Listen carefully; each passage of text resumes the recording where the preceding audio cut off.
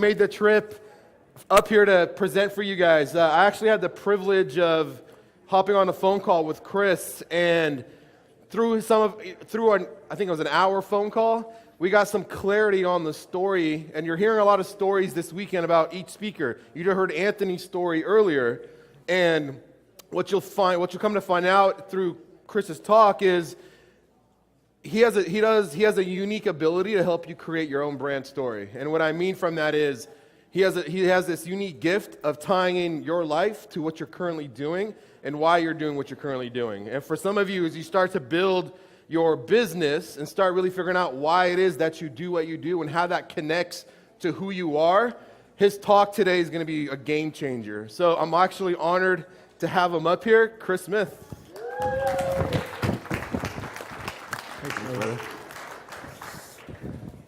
So, my name really is Chris Smith. Some people ask me if that's an alias.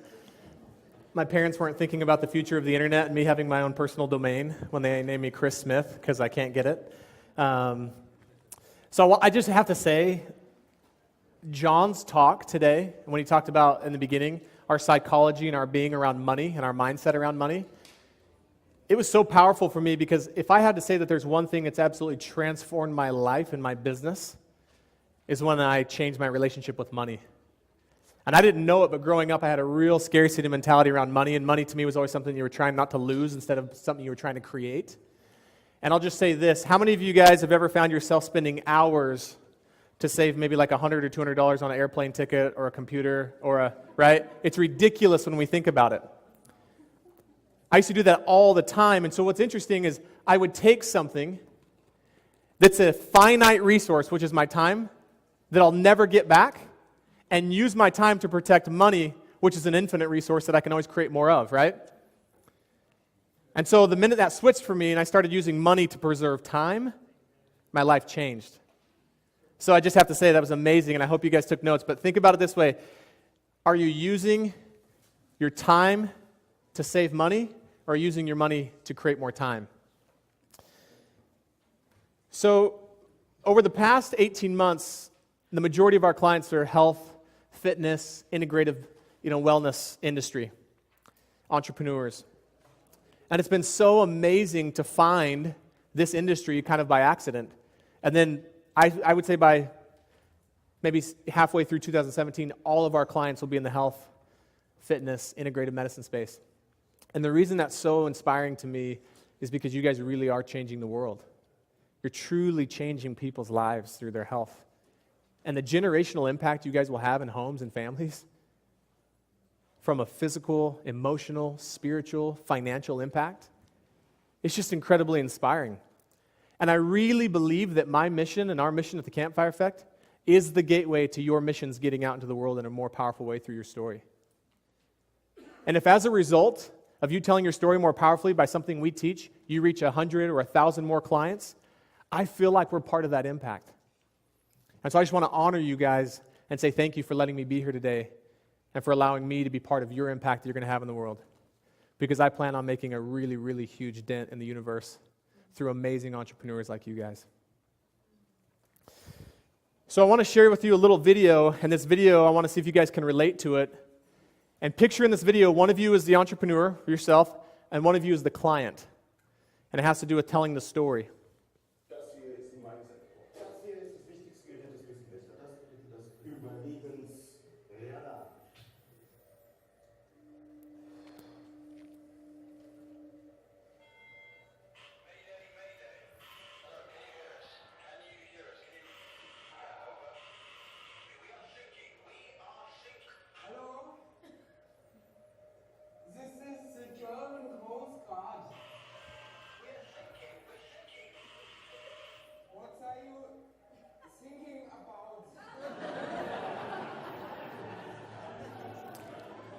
How many of you guys can relate in communication ever with a client where you had that interaction, right?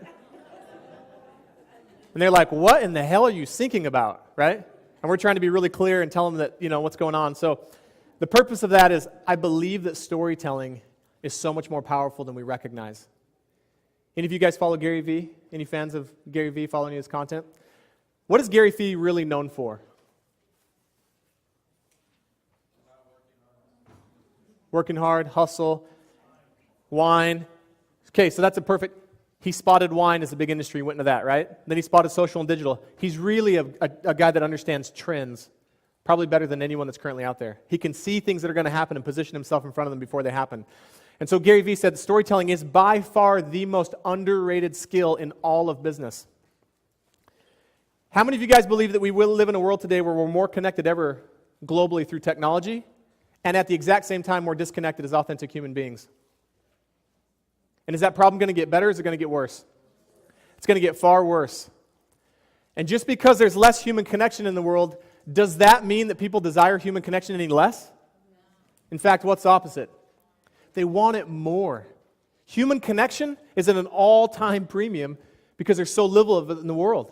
And I truly believe that the entrepreneurs that understand how to tell their story are going to dominate in the next 3 to 5 years, and lots of experts are starting to say that. Because you're going to stand out in an automated world of marketing noise and be able to connect with people through authentic story. So Jennifer Acker is a social psychologist, professor of marketing at Stanford, and she said, our brains are wired to understand and retain stories. That's how the human brain is hardwired. And I can promise you this, your clients want to be sold through story. They want to connect through story. And the only thing stopping it is us, because they want it. So storytelling being so important, but there's a problem, and I call it the gap. Now, if you guys believe you're really, really good at what you do, like great at what you do and the results you get your clients, stand up.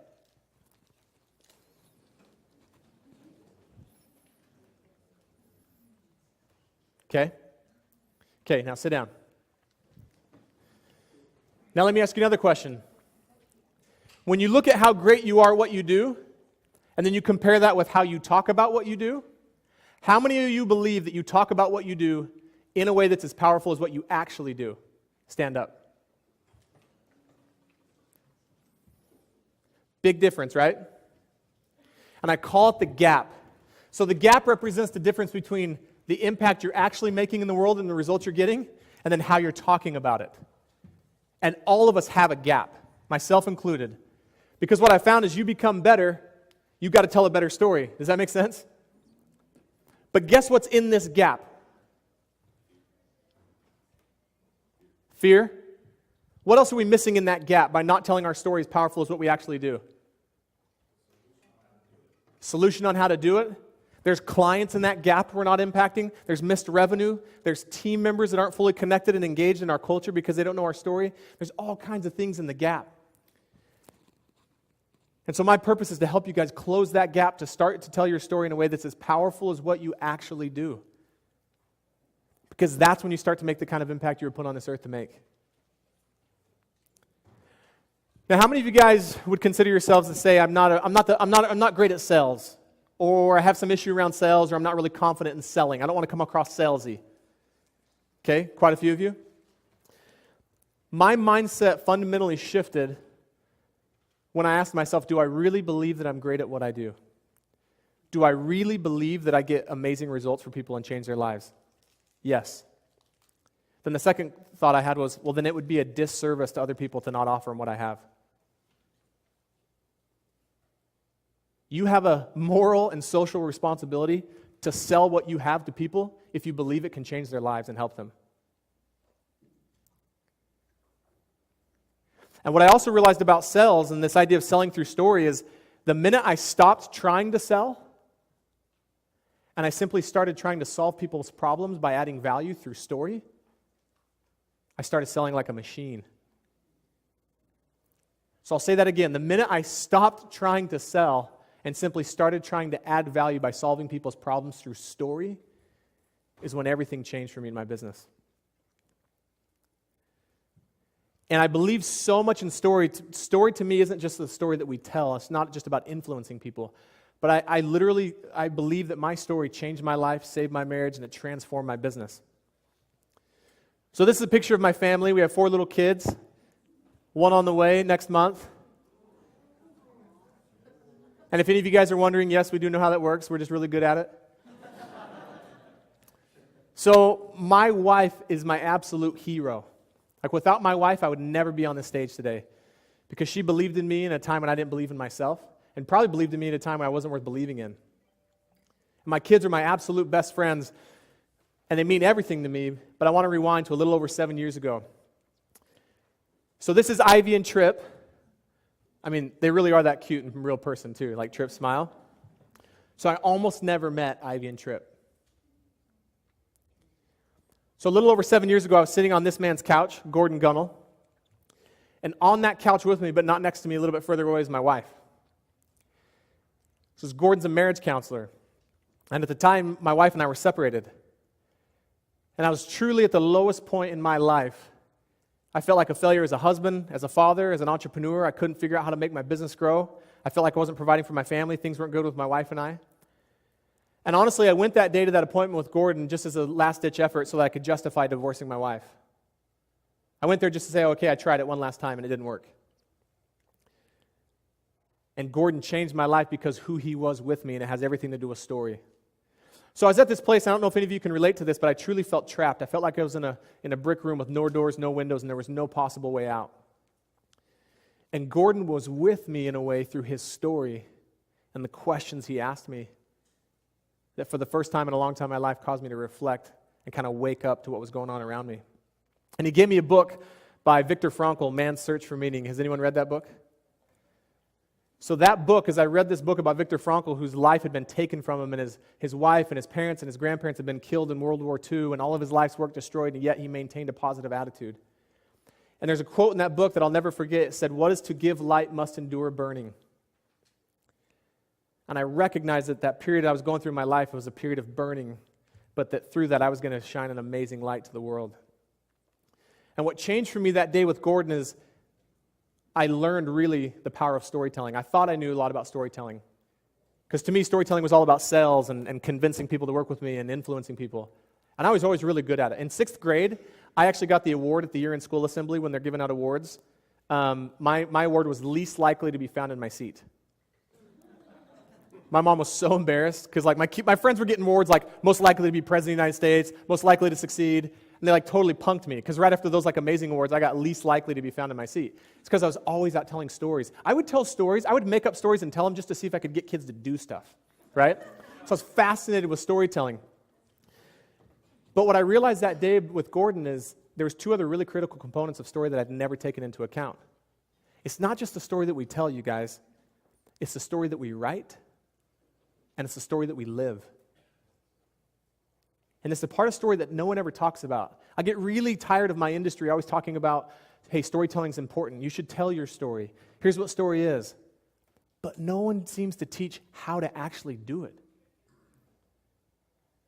And so that day, I sat there and I figuratively started flipping through the pages of my life. And when it came to the future, for the first time, I woke up and I realized the pages are blank. And what occurred for me that day was that I'm the author of this story. And I had actually been living and telling a story that the world had written for me. I had been living and telling a story that I thought the world wanted me to tell. And it was almost like someone said, hey, look down because there's the pen. But pick up the pen and write your story. Pick up the pen and be the author of your story and the impact you want to have in the world. And that day, I picked up the pen and I wrote a new story for my life. And in that story, I said, I'm going to be my wife's best friend. I'm going to be the most involved and present dad I can be. And I'm going to make an impact in the world, and I'm going to build something that truly works and gets results for people, and I'm not going to stop until I do it. And that was the beginning of changing everything for me. And for the first time, I started recognizing the power I had to really go out and create in the world. And I stopped being a victim. Interesting is I actually wrote a story at that time that was actually more powerful than who I was at the time.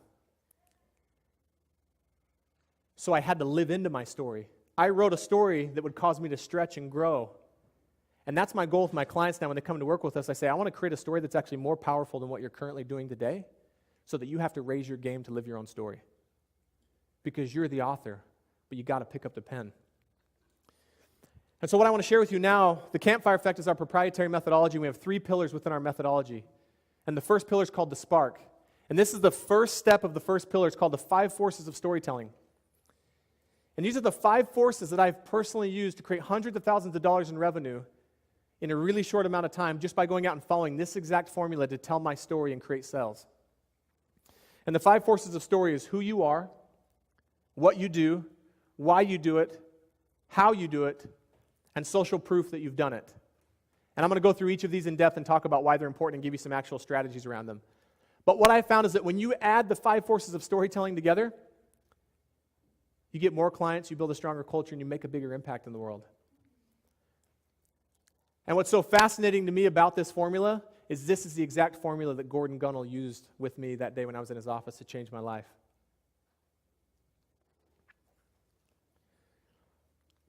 So another quote by Jennifer Acker, she says, stories are up to 22 times more memorable than facts. And one of the stories that I find that most of us aren't telling is the story of who we are. Do you guys believe that, do people buy from people or do people buy from companies? People buy from people, especially in this industry, right? So all of you agree that people buy from people? So let me ask you this and challenge yourself with this question. If we know that people buy from people, then how much of you is in the story of your business? How much of you is in video? How much of you is on the story of your website? When you meet with a client for the first time and they leave, how much do they really know about you? Nothing to do with your business. How much do you know about them? Why do you think it's so important that we share with people a little about who we are that has nothing to do with business? Connection. The purpose of this force, every one of these forces has a psychological purpose. The purpose of this force is when you share your roots and identity is human connection and trust. This is just sharing a little about who you are and finding out a little about who they are. And we all know that this is the thing that causes people to want to work with us, but yet so many of us miss it. I want you to go back and replay the last sales consultation you had with someone, whether in person or online, and I want you to think, after that consultation, how much do they really know about who I am? How much do I know about who they are? How much human connection actually took place? If you do this right, all the other 4 forces work in your favor. And there's no coincidence that when I go into work with bigger organizations and sales teams, the very best salespeople, every single time, regardless of the industry or the organization, are the ones that are the best at this. Just connecting with people through story. So I'll share with you a little about how I do this. Now, we don't have to tell people our life story, but it's sharing with people a little about who they are so they go, oh man, this guy's like a real human being. And it's also sharing parts of your roots, maybe your childhood, that are connected to what you do today. How many of you believe that there's something about your past or your childhood or your roots that has something to do with what you do today now for work? All of you. Now ask yourself, are you telling that part of your story to people? Because that's a difference maker. So I'm a 5th generation Arizona native, which means I grew up in a ranching rodeo family. So I still team rope competitively to this day. I rodeo. This is my good horse, Cash. So having grown up around cowboy storytellers, I was fascinated with storytelling ever since I was little and its ability to influence people. This is my great-grandfather, Jack Gable, who had a massive impact in my life. And what he stood for is a man in his community and a man in his family and a man in his business, and I wanted to be just like him. So does that, just by me telling you a little bit about that, does that help you guys have a deeper connection with me and understand why I might do what I do today, having grown up around cowboy storytellers? Right? I used to never share that with people. And what's interesting is when I go do keynotes, and I say this with all sincerity and humility, and I didn't know why in the beginning, we just spoke at, anyone know J.J. Virgin, heard of J.J. Virgin, her Mindshare Summit? She's big in this space. We just spoke at her university. I was the highest rated speaker at the conference. And as I paid attention to the speakers, I was the only speaker that shared anything about who I was and my family. And you know what's so interesting? Sometimes I give what I believe is incredible content. Like I'm like, oh man, I killed that presentation. I nailed it, right? And guess what people want to come up and talk to me afterwards? About my family, about rodeo, about my grandfather. And sometimes I'm like, seriously, can we just cut it with the rodeo crap? Can you please just stroke my ego a little bit and tell me how amazing my content was for once? Right? But it makes sense to me because they're humans and I'm human. And they want to come talk to me about their kids or how their grandfather had horses, right? So just ask yourself, how much of me is in the story of my business? And how much have I dug into my roots to see how my roots connect to what I do today? I promise you there's gold nuggets there. And it's not just for people to connect to it. It's first and foremost for you to realize it. What do you think changes for you when you start digging into your roots and you see these powerful connections between who you are and what you do? And you see this has always been part of me. The amount of confidence you have, you feel compelled to go out and share your message with the world. It's almost like people can't stop you from unleashing, right, to go out and share this. So the second force of storytelling is why you do it. And I don't mean why you do it because you're passionate about it. It's not Simon Sinek's Start With Why, which I love that book. But be honest with me, how many of you would be incentivized to do business with you if I told you I was passionate about storytelling? How many of you really care about it? Okay, thank you for the 3 or 4 of you that raised your hand. Because I really believe that most people don't really care that I'm passionate about storytelling. What they care about is my why is I saw a huge struggle or challenge or pain in the world, and I felt called to go do something about it. How many of you are doing what you're doing today because of a personal health struggle or challenge that you had, or you saw someone else having, and you decided you wanted to go change something? Almost all of you. And are you telling people that? That's your why. The why is what you saw going on in the world, and you felt called to go out and do something about it because you knew you could help people, maybe even sometimes save them. And what I find as entrepreneurs is we never give people the backstory. We never tell them why we got into it. Most of us start our story at the present day, meaning, hey, let me tell you about my company and what I do now. Let me tell you about the products and offers and services and features I have. And just giving them a little bit of context about why you even got to where you're at today. Because in your why, in your backstory, that's where you build credibility, and that's where they can relate to your story. What do you think happens if you share your why and you talk about the struggles or the challenges you had from a health perspective, or maybe that other people had? What does that do for them?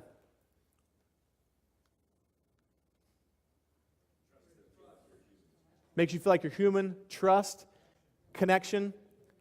The birthplace of relatability is struggle. Can't most of us relate to other people through struggle, right? So when you're sharing your own struggles of why you got into the industry you're in, or when you're sharing the struggles of what you saw out there and you felt called to go do something about it, that person sitting in the audience in front of you, they're probably experiencing their own health struggles, right? Of some sort. And they're going to open up into their own struggle. And through that struggle, they're going to feel deeply connected to you and relate to your story. They're going to start to see themselves in your story.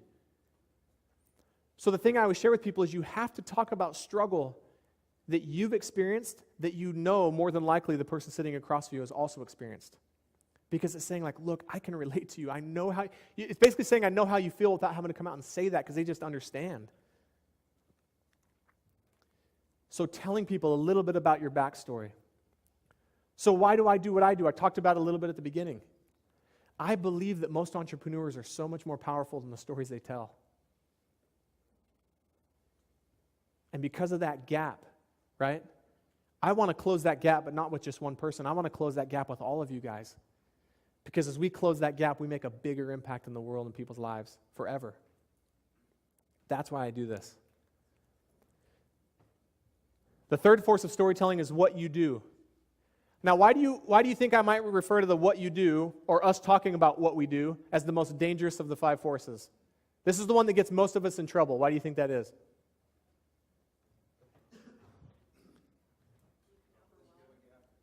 Overwhelmed? Yeah, we focus too much on what we do. Anyone ever been guilty of throwing up all over someone about what they do and talking way too much and going way too deep? None of you, right? All of us, right? And just something that's really, really interesting that I always remind myself before I go to a networking event or a conference is I always say, Chris, no one cares as much about what you do as you do. And it just kind of grounds me, right? And it's so true. I hate to say it, but no one's ever going to care as much about what we do as we do. And the reality is, our clients really aren't interested in knowing a whole lot about what we do. What do you guys think our clients want to know more than anything? Do you care? And then, can you help me? I'll just promise you right now, 99% of your clients, the number one question they have when they're talking with you in a sales conversation or interaction is the number one thing they're looking for is, can you help me? But we spend the majority of our time oftentimes talking about what we do. and not telling them how we can help them. So here's what the what you do force is really meant for, because I think a lot of us are misusing it, myself included a lot of times. We're trying to talk a lot about what we do in hopes that if we just throw enough stuff at them, something's going to stick and they're going to want to work with us. But the reason why we tell them what we do is just to build a little bit of interest. We want to tell them what we do in a short amount of time, as few as words as possible, just to get them to say, like, wow, how do you do that? Tell me more about that. And that's it. Then we're done talking about what we do. And the fact of what I talked about earlier, this lack of human connection, the problem's just getting worse. 100,500. The number of digital words consumed each day by the average U.S. citizen. And we don't even recognize it, guys. It's so much noise out there. So it's harder and harder to cut through the clutter and the noise. And if you sit there and talk to someone a lot about what you do, as interesting as it sounds to you, to them it's just more white noise. It's just more clutter. So again, they become interested. So have any of you guys seen the movie I, Robot? So there's this really awesome scene that kind of illustrates what I'm talking about in I, Robot, which Detective Del Spooner shows up to the lab where the doctor got killed, and he says, so Dr. Calvin, what do you do around here? She said, my general fields are advanced robotics and psychiatry, although I specialize in hardware to wetware interfaces in an effort to advance USR's robotic anthropomorphization program. And we don't realize it, but we sound like that to people sometimes when they ask us what we do. And he goes, so what exactly do you do around here? Now, unfortunately, our clients usually don't have enough guts to say that second part to us. They just nod their heads like, oh, that's interesting. So let me actually give you a little tip. If you tell people what you do and they say something like, oh, neat, then you probably suck at talking about what you do. Or if they say, oh, cool, and don't want to know anymore, right? That's just a good test. I make the robot seem more human. Now, wasn't that easier to say? So I want to give you guys a little formula. We call it the golden thread in our framework when people come to work with us, of how to take all of this, what you do, and get it down into one simple sentence. Now, is the answer to what you do ever going to make or break your business? No. But at the same time, how many of us are going to be asked what we do for the rest of our lives? It goes in the category of death and taxes. You're not going to get away from it. People are going to ask you what you do for the rest of your lives. So why not have a powerful response to it? And another tip, how many of you guys really don't like getting asked the question, what do you do, because you're never quite sure how to respond? Okay? I really think that asking people what you do is a terrible first question, and we've gotten in a really, really bad habit of asking that because it's safe. So I go to a lot of conferences and I say, how many of you don't like getting asked what you do? Most of the hands go up. And I say, how many of you are walking around opening up your conversations with the question, what do you do? Same hands go up. I'm like, see what you guys are doing to each other? Right? And so just a little tip on networking when you go to conferences and you're connecting with people, don't start the question with what do you do? Start the question with something around who they are or where they're from. And you'll stand out to them and they may not even know why, but it's a pattern interrupt because everyone else is walking around all these conferences saying, hey, what do you do? So the little formula that we teach called the golden thread is that when someone asks you what you do, that it should be incredibly clear, pretty easy. It should be succinct. And then the most important are the last two. Is it thought-provoking? And that's where you just have to be honest with yourself. If someone asks you what you did and you told them, what's the likelihood of them saying, how do you do that? Or tell me more about that. And what makes most of this work is, are you telling them the benefit that you deliver to people when they work with you? Because what I found is that when someone asks you what you do, I don't know that most times they even are really interested in what we do. What they're interested in knowing is, could you possibly help me? So I've just learned to assume that everyone's going to be a client. So when someone does ask me what I do, I tell them the benefit that would happen for them if we were to work together. So my golden thread in the entire response, and I have 3 or 4 of them that I'll play around with, the entire response of what I do is built around what is the benefit that I'm delivering to them. Now, a little pro tip that I'll give you. Question? So what do you do? Okay. So we teach entrepreneurs and their teams how to tell their story in a way that's as powerful as what they actually do. And I've tested several. This is one of the ones I use. And a lot of times this gets the response of, oh, how do you do that? What do you mean? Or sometimes they'll say, what do you mean tell their story in a way that's as powerful as what they actually do? And then I go into the gap conversation, right? So one of the things I'd love to give you guys is I created this story framework formula. It's a little mini course. And this is the formula I use. I've created hundreds of thousands of dollars out of events, not just as a sponsor or speaker, but just as an attendee by being different when someone asks me what I do. So if you guys will text NorCal to this number, we'll send you this little mini course, a video course that we created with the actual worksheet I use. And it's the fastest way that I've found to build immediate connection and trust and have people relate to you with the very thing that you open with. The first thing comes out of your mouth, people are going to relate to you. How powerful would it be that if every time someone asked you what you did, the very first thing you said had them feeling like, how does this person know me, right? They're in my head like, that's exactly the struggle I'm facing right now. So I'll give you a little tip. It leads with the pain that you solve for people. So when someone asks you what you do, you lead with the pain that you actually solve for them. So someone comes up to me at a networking events or conference and says, what do you do? I actually don't lead with my golden thread all the time. I oftentimes will say, well, I regularly hear from entrepreneurs who are frustrated because they know that they're really, really good at what they do, but they also know that they're not telling their story as powerful as what they do. And immediately, if you're an entrepreneur that's experiencing that, you're thinking, that's me. I even have entrepreneurs all the time, they'll say, that's what I'm going through. That's what I'm struggling with. Okay, the fourth force. I really believe that this force is the most underutilized, and it's the very thing that makes us the most unique. We were talking about this earlier today, about this idea of your process. How many of you feel like the process you use to get results for your clients is somewhat unique because it's yours? I would hope most of you feel like your process, granted, it might be very, very similar to someone else in your industry, but there's no one that has the same process as you because it's you. And your process of how you get results for your clients is the culmination of your life's work, your experiences, the path you've been on, the struggles you've overcome. It's all culminated in you creating a process. Just like the campfire effect methodology for me. It's the process we take people through to get results for them. And going back to the question earlier, what do our clients really want to know more than anything? They really, really want to know, can you help me? And the next question they want to know is, and if so, how? Because people want us to solve their problems. Any of you guys know who Ryan Stewman is? He's the hardcore closer.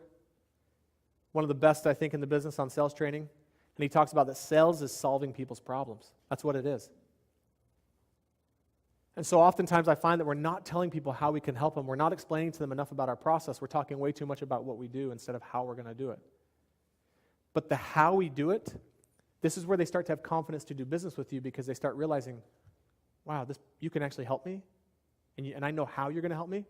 How many of you guys on your consultations with people, when it's in person or over the phone, how many of you look them in the eye at some point in conversation if you believe you can help them? How many of you look them in the eye and say, I can help you?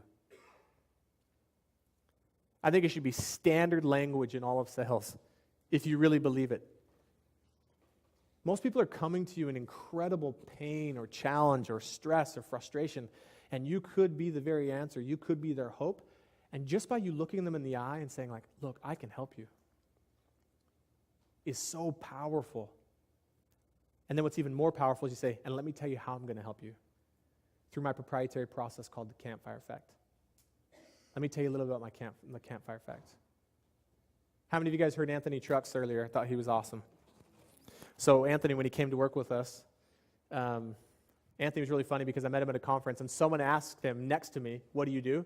And Anthony started talking about it, and then he goes, I don't know. And I was like, I got to help this guy. But his trust your hustle, right? That's his proprietary process.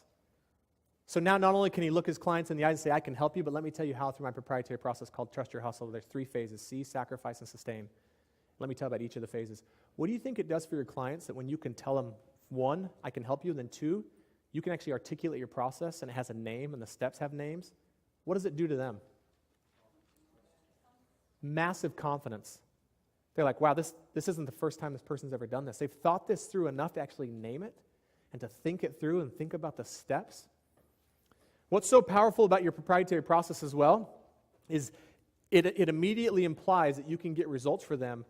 But the other thing is, I've seen so many of my clients that'll take their proprietary process and the name of it and the steps, and they immediately go turn it into a book. Like I had a client recently, a functional medicine doctor. She'd written a couple books. Both books took her about a year apiece. She left the workshop and wrote a book start to finish in 3 weeks. And the only thing she did was took her process of how she actually gets results for women, and each of the steps of her process became a chapter in her book. How many of you guys want to create an online course of some kind or do something online with digital, right? I've had clients that have come to me that have been trying to, like I had one lady who bought every course there was on how to build an online course and had shot 2 or 3 of them and thrown them in the trash because she couldn't stand them. Came and did the workshop, nailed her proprietary process, got the clarity, went out and turned her proprietary process into a course, and each of the steps was a module in her course and did it in 60 days. There's so much clarity that comes when you sit back and say, how do I really get results for people? Like really, what is my process that I take people through from start to finish? And what are the opportunities to make it better? I've found that it's almost impossible for you to sit with your process and not improve it. So when clients come to work with us, I'm not just saying, hey, let us take your process that you currently have and teach you how to talk about it better. It's, let me see the process you currently have. First of all, let's make it better in and of itself. Then let's brand it and name it and figure out how to talk about it. So think about the process. Think about the uniqueness of your process. And I've had so many clients over the years that'll tell me, there's nothing unique about my process, Chris. I'm in a pretty boring, bland industry. There's lots of people that do what I do and how I do it. And then I start digging into their roots and their childhood and their why and the path. And every single time, there's all kinds of unique things about their process and how they get results for people. So I can promise each of you, the promise I'll give you as you start to look at this is every single one of you has a proprietary process sitting in your business right now, just ready to be developed, ready to be named, and naming the steps of it. And when you do that, you'll start selling with so much more confidence because you'll look people in the eye and say, I can help you. Let me tell you about my process that I'm going to take you through over the next 30 days, 60 days, 90 days. And they can actually see themselves going through the process. And so it becomes, remember at the beginning I said that sales to me is just solving people's problems by adding value through story? The process shows them how you're going to solve their problems. So to give you an example of what one looks like, I told you about Anthony's. So ours is a 3-part methodology: the spark, the fuel, and the oxygen. So when I'm talking with a client and we're talking and I've done a really good job of listening to their story, then I've told them my story. I'm a 5th-generation Arizona native. I grew up in a ranching rodeo family, right? I was fascinated with storytelling ever since I was little. So naturally I went into sales, and I could always sell in a unique way because of story. But I saw that so many other people, they struggled to tell their story in a way that was as powerful as they did, and as what they did. So I started looking at what is this thing I do, and the thing that comes natural to me, how do I do that? And how can I go help other salespeople with it? When I started recognizing that I followed a really specific framework and a formula without even realizing it. And as I dug in and I developed that formula and that framework, I realized I had this really kind of proprietary methodology. And as I looked and started kind of reverse engineering the different steps, I realized it was a 3-part methodology. And I decided to brand it the campfire effect. Because if you've ever sat around a campfire, you know that human connection is almost effortless around a campfire. It's easy to tell your story around a campfire, right? But for some reason, when we get into business, it's almost like we turn into robots. And we stop talking about the very things that make us so unique and connectable. And so it's through this methodology, the campfire effect, that we get results for our clients and teach them how to tell their story in a way that's as powerful as they are. By the way, I just told you the whole 4 forces of my story in about 3 minutes. Told you who I was, why I did it, what I did, and how I do it through this methodology. And now I would, if I was talking with you on a sales call, I would just go through the 3 pillars a little bit. Say, so here's what we do in the Spark. The Spark is where we get you really, really clear on what your brand stands for and how to tell your story in a really powerful way. And when you do that, it is the spark that can ignite massive growth in your business. So you notice that the name of my step has a brand meaning behind it. I call it the Spark because it is the foundation of sparking and igniting massive growth in your business. How many of you would love to have your team members telling your brand story as powerfully as you do? Right? Massive. When your team starts telling your story as powerfully as you do as the entrepreneur, you cannot stop massive growth from happening. It's just going to happen. So this is what we say. We work with the entrepreneur first to get them really, really clear on the story. And then once they're clear on the story, then we come in and work with their team because their team is the fuel to their fire. And that's why we named the second pillar of our framework the fuel. This is where we start to really pour the gasoline on the fire. And this is where your business catches fire in a really, really good way. Because this is where your team starts to connect their personal story to your company story. This is where your team starts to see how their personal brand and what they stand for aligns with your company brand and what you stand for. And they're engaged at a whole new level. So now it's time to take the fire and put it out into the world, right? Now it's time for the fire to spread beyond just your team. And this is where we breathe life into your brand and into your sales and marketing by aligning your brand with your branding. Just like a fire needs 3 things to start and continue to burn, so does your business in order to really grow. How many of you guys have ever tried to launch a course or write a book or build a website and just experience some frustration with that branding, like the external side of it, right? Just can't seem to really nail the content, or you can't quite seem to nail, right? And it's just frustrating. What I've found is that most of us are never going to solve our external marketing and branding issues by focusing on external marketing and branding. So the most powerful thing I've learned about brand and branding is that your brand and branding are 2 different things. It took me years of learning this the hard way. Your brand is what you stand for. It's the clarity of your purpose and why you exist and what you stand for in your story. And then your branding is an external manifestation of that out into the world in your sales and marketing. And too many of us are trying to make them all the same thing. So we're trying to execute branding, we're trying to nail our website, we're trying to build a course, we're trying to write a book, and it's just not coming together. And when I can get my clients to just say, hey, let's just push pause on that, because you're actually here in the 3rd step, and we need to take you over and get the spark going first. And when my clients put that on pause and come get really, really clear on their brand and their story, that's when they go out and write books start to finish in 3 weeks. That's when they rebrand their entire company in 3 months, and they thought it was going to take 3 years, because they have so much clarity. It's almost like they put on this new set of lenses and glasses, and they start to see the world through this lens of what do they stand for.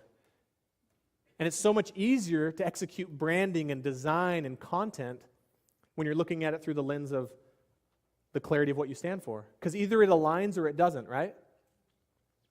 Same thing with showing up to networking events. Any of you ever struggled with there's so many networking events and conferences I could go to, which one should I be at? Which one should I sponsor? Again, we're trying to make these external marketing and branding decisions that cost a lot of time and money without necessarily being really, really clear on what we stand for first. So you want to get a really, really big ROI in your marketing and branding and sales? Back up and spend some time and say, do we really know what we stand for? And does our team really understand the power of our story and know how to tell it? The 5th and final force of storytelling is social proof. And this is where they go from just confidence to do business with you to you're the one, like for me. We're going to do business together. So just to recap, if you tell them a little about who you are and you build that human connection and trust, and then you tell them why you do it and the struggle and the challenge, and they can relate to it, and then you tell them what you do in a really, really short period of time, and they're interested, and then you tell them how you're going to help them and how you're going to solve their problems through your process. So now they're going okay, I'm starting to have some confidence. I believe the most powerful phrasing that I've come up with in sales, and I'll tell it to you word for word, exactly what I use every single time is, you remind me a lot of a client we recently worked with. Do you mind if I share their story with you about how we took them through our process and the results we got for them? I've never had a client say, nah, that's all right. I don't want to hear about that. Now, it has to be true. I can't say, hey, you remind me a lot of a client I recently worked with, and I've never worked with someone like you, right? But how many of you believe that the majority of the people you work with have similar struggles or challenges to other people you've successfully served in the past? And we're not connecting the two. And what people want to know more than anything is, can you help me? But then what they really want to know is, and have you ever done it with someone like me? Have you ever helped someone like me? Now, every single one of you, I know if you're sitting in this room today, you have success stories, probably pretty incredible success stories of people's lives you've changed. And I call social proof liquid gold because we let it run right through our fingers and down the drain. We have these amazing success stories, and we're not using them. So you don't have to raise your hand, but just ask yourself, how many of you, every amazing, incredible success story you've ever gotten, how many of you have that in a video testimonial from that person on your website? Okay? How many of you are using a success story of some kind in every single sales call you have or that your team is? It's the one thing that we work for in business is to get success stories and results in people's lives. And then when we get it, we don't share it with people. First, it honors that person to share their story, and it honors the work you do. And second, it's just incredibly powerful in sales to connect with someone and say, look, I can help you. I've helped someone just like you. Let me tell you their story and how I took them through this process. Now, that's really intentional. I don't just say to people, let me tell you their story and how I helped them. I specifically say, let me tell you their story and how I took them through this process. Because again, I want to remind them I have a process. And if they can see how someone else went through the process, they start to have more confidence in seeing themselves go through the process.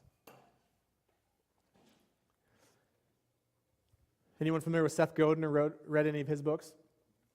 He said that marketing is no longer about the stuff you make, but the stories you tell. And I believe that's so true with social proof. So many times, instead of sharing social proof with someone, we're talking about the features of our product or service. And it's the same thing as saying, like, it's not about the stuff you make. It's not about the product or service. It's about the stories that you tell of the people you've successfully helped. How many of you guys want to get more client testimonial videos on your website? Can I give you guys like a little pro tip when you go to shoot those? One of the mistakes I see made, and I can't even really call it a mistake, because if you have social proof or video testimonials of any kind on your website, you're doing better than the majority of people in your industry. But if I'm being really, really nitpicky, most video testimonials I see on people's websites, the client starts talking and they lead with only the good. So what's your name? Amanda, what do you do? Terrible first question. I'm not trying to put you on the spot. You don't have to try and answer like great. Okay, so a typical testimony of a lot of people I see was like, oh, it's so amazing working with Amanda. I lost this much weight. I've got my energy back. I increased my strength. So talk about all these good things. And if you notice, most testimonials written or video are all about the good. But I would much rather you have your clients lead with the struggle they were experiencing before they met you. Remember that struggle is the birthplace of relatability? If your client video testimonials lead with struggle, those people literally turn into salespeople on your website. So what I would rather have your client say, Amanda, is, before working with Amanda and meeting her, I was overweight, I was depressed, I couldn't be physically active with my kids. It was impacting, my intimacy with my husband. Right? So as that person saying that, how many people do you think watching your video as a prospective client would be like, wow, Amanda's helped someone just like me? Whether it's subconscious or conscious, and then say, and as a result of being able to work with Amanda and go through her process, this is now what my life looks like. So just talking about with a challenge, and I have my clients, and granted, most of your clients, trust me, are petrified to get on video for you. They're willing to do it, but I haven't had a client yet that's like, oh yeah, I'd love to do a video testimonial for you. I'd love to get on camera and be awkward and uncomfortable, right? But they're willing to do it, but most of them are really looking to you to coach them on what to say. So just take control, take charge of that, and say, here's what I'd like you to say. Knowing your story, here's what I'd like you to say, and totally make it your own words. And most of them won't stray very far from it because it's true. So just coach them on what to say. And what I have my clients is, I actually have my clients specifically mention my methodology. So they talk about the struggle, and then they talk about, luckily I was able to meet Chris Smith and go through his methodology, the campfire effect. So in every single one of my testimonial videos, all these clients are talking about the campfire effect, right? And that person watching it relates to that struggle and is like, man, maybe I should need to go through this process, this methodology. Any questions up to this point on anything that we've covered before I dive into the next bit of content? Even if someone wants to give me their what you do statement and time me in 60 seconds, we'll create a better one.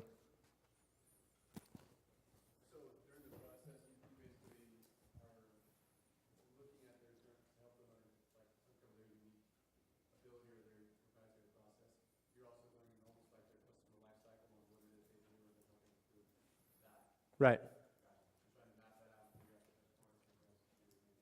Yeah, absolutely. Now, I will say one thing, and something you said reminded me of this. There's actually a sixth force, and I don't talk about it a lot because I believe it's the most powerful force. It's almost like sacred to me. And I believe that this sixth force is more powerful than all the other five forces combined. And if there's nothing you take notes on or pay attention to today, then this could transform your business. The key to being a great storyteller is you have to be a phenomenal listener. And the only way you can be a phenomenal listener is if you ask powerful questions. I bet I could directly correlate the power of your questions to the revenue you do in your business. So when you talk about, I'm really good at asking questions and not good at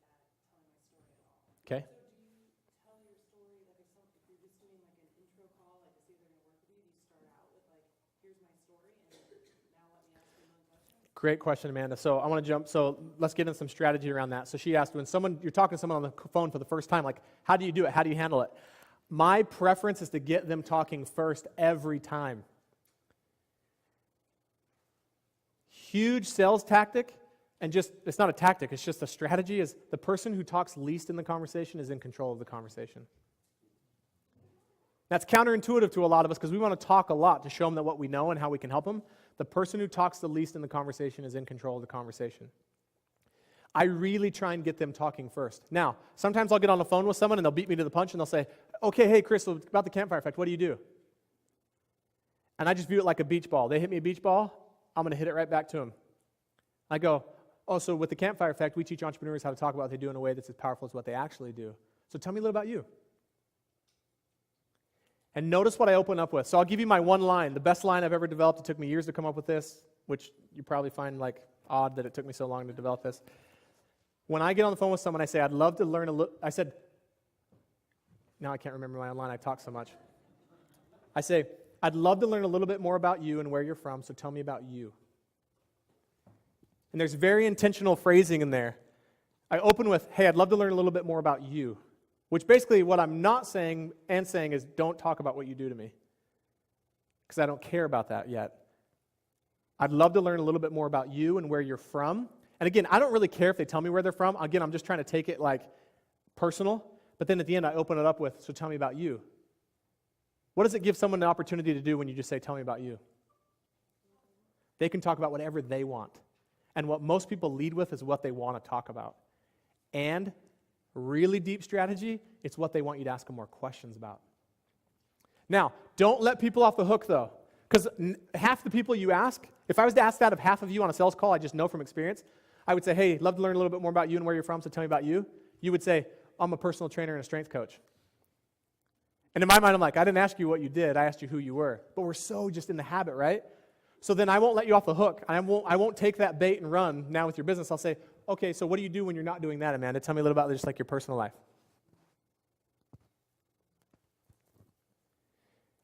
And when I can get someone talking to me for 10, 15, 20 minutes about who they are, they become a client every single time. I almost look at it like I just got to not screw up the rest of it. And we rob people of the opportunity to connect with us through their story. So people connect with us through their story, not ours. It took me way too long to recognize that. Now, they're impacted and influenced by our story, Amanda, like you were sharing earlier. Like, when do I share mine?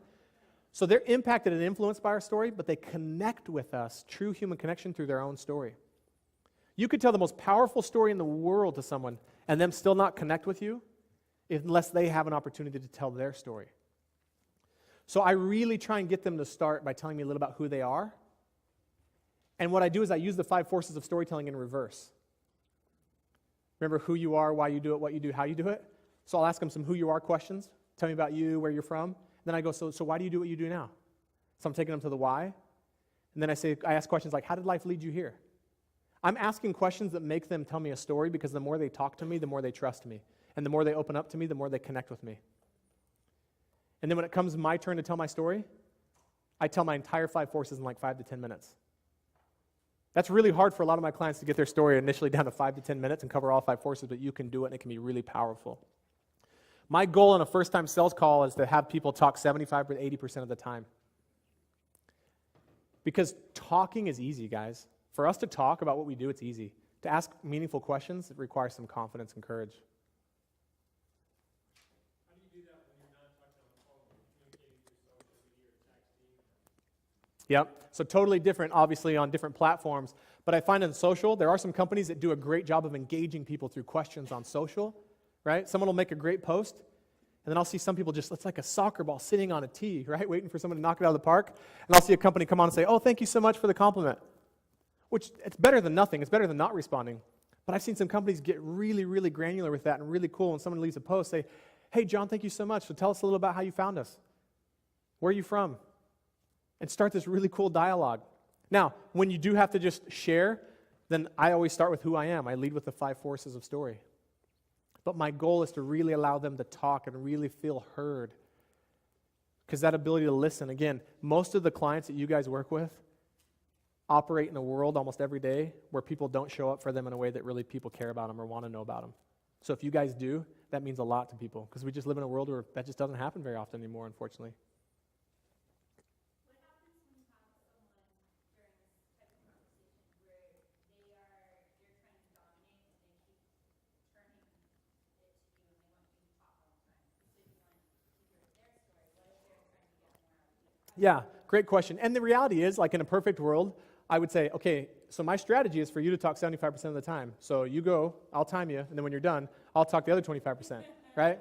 Never happens that way. So even in that scenario, when I'm saying I want them talking 25% of the time, I'm still ping-ponging back and forth with them throughout it, right? I'm still relating here and there. And sometimes, just through relating, I kind of pepper my 5 forces of story throughout. They're still doing 75% of the talking, if that makes sense. But I'm ping-ponging back and forth with them. But the other thing I found is I use this as a filter. If someone doesn't really want to go deep with me a lot about who they are, I've just found that I don't want to work with them. If they don't want to have that human connection, we're not going to be a good fit to work together. And I've often had people say, well, what if you ask questions and someone talks for like an hour and a half and then the meeting's over and you didn't get to say anything? I mean, again, someone's that clueless and they'd be a nightmare to have in a workshop probably. So, okay. Kyle, can I go for a couple more minutes? Okay. Any other questions on, and seriously, I love having people come up to me and say, okay, here's my current elevator pitch or my golden thread. And I promise you in 60 to 120 seconds, we can make it vastly better. So if any of you guys want to find me on break. So with Khaled's permission, I want to propose an opportunity for us to work together. So here's how we serve our clients. We have a Campfire Starter Kit, which is our online course. We have our Campfire Intensive, which is a 2-day workshop with a group. We have Campfire Ignite, and then we have Campfire Culture. So you guys are cool if I just take a couple minutes and tell you about a special program we designed to help you guys grow your business faster? Is that okay? Okay. So I'm not going to show you the entire testimonials on these, but this is Anthony Trucks and Lisa Sasovich. I just want to give you a little taste of, these are some of the clients we have helped and some of the results they've gotten. Hey there, my name is Anthony Trucks. I'm the founder of Trust Your House. I'm also a business coach, a former NFL athlete, a speaker, an author, a consultant, and a father of 3 amazing aspiring business owners. And those who just want freedom, how to get out of your own way so you can finally get that freedom and enjoy your business and your life. And I do it unlike anyone else in the world, to show you your blind spots and allow you to see what you can't yet see. And I do it all through my proprietary process called Trust Your Hustle, which is 3 phases, which are seed, sacrifice, and sustain, which I deliver through personal coaching, online courses, and programs I deliver to the world. Now, that is something that honestly I couldn't say a few months ago.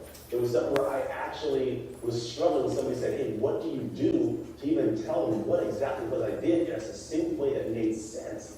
And so for me, the biggest asset that I ever looked at during my business growth was working with a guy named Chris Smith with the Campfire Effect. Now, Chris is a guy that I met on, I believe, like Friday or Saturday. I talked to that Monday. I was in his office the following Friday. I canceled things just to work with him because when I hopped on the phone, he was able to do something that I'd never seen done with my story before, which was give it to me in a way that was powerful. You know, you may listen to this wondering, like, how in the world do you tell your story to people that connected to you? And that's what I was thinking the exact same way. And working with Chris was honestly the best business decision I made that year, to be honest, because what happened was that year, I spent $257,000 on consultants and marketing and learning. And the investment that I spent with Chris was literally the best investment of the year. Like, bar none, hands down, because I got to get to the guy who took everything I learned, everything I've experienced in life, all the passion, the drive I had to help people, and he put it into a succinct lining or phrasing that allowed me to share it openly with people to get them to connect with me. Like, if you have an idea of something you want to push out to the world, some big vision, if you can't get people to understand what it is, you're going to struggle to get them to work with you. So when Okay, so and we'll just skip this for the sake of time. This program I want to share with you guys really works, but 2, did you guys see how succinct Anthony was in delivering at the beginning of his video who he the 5 forces of storytelling in a matter of like 60 seconds from a guy that when I met him, someone asked him what he did and he's tried to do it and he goes, I don't really know what I do. And you guys probably saw him on stage, right? Pretty powerful. Lisa Sasevich, she owns a $6 million company, Inc. 500 fastest growing company, and she came and worked with us, and they did, as a result of that, they did their first ever $1 million online launch. And what was interesting is Lisa does these really big online launches. The only thing she changed was she went back and redid her launch videos to put more of her story in there.